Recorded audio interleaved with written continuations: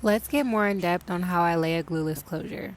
I start off with the anchor stitches underneath the closure, so I'll have her hold one area down while I anchor stitch on either side. These stitches add extra protection against shifting. I'm taking the stitching directly across that first anchor braid.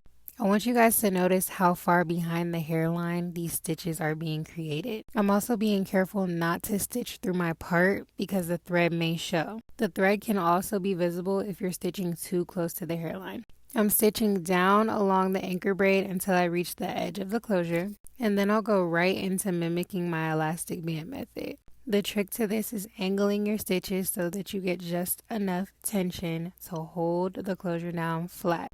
To create the proper amount of tension, I'm using forward stitching and going down along the anchor braid. And as you can see with each stitch that I do, there's a little bit more security being added to the closure. This is the stitching that's going to make sure that your closure is laying flat. When you're sewing directly around the closure in the traditional way, you're leaving room for shifting because as the hair grows out, as the person lives their life, they're going to be shifting around, and we know that closures do require maintenance. This is the part right here that's going to keep this in place for longer.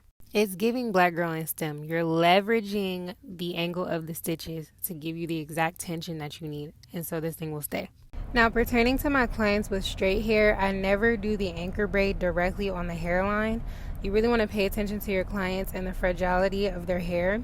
For textured clients, the braid that you would be using for this method would be the second or third braid back. I'll give you an example as soon as I have one. No matter the head of hair, you want to see this shape in your stitching.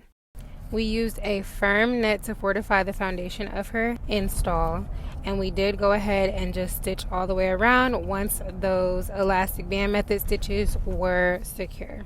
So now I'm just finishing the stitches all around the closure, and I'm just going to check to make sure the lay is laying, and you guys look at how snug that is. This closure is absolutely going nowhere.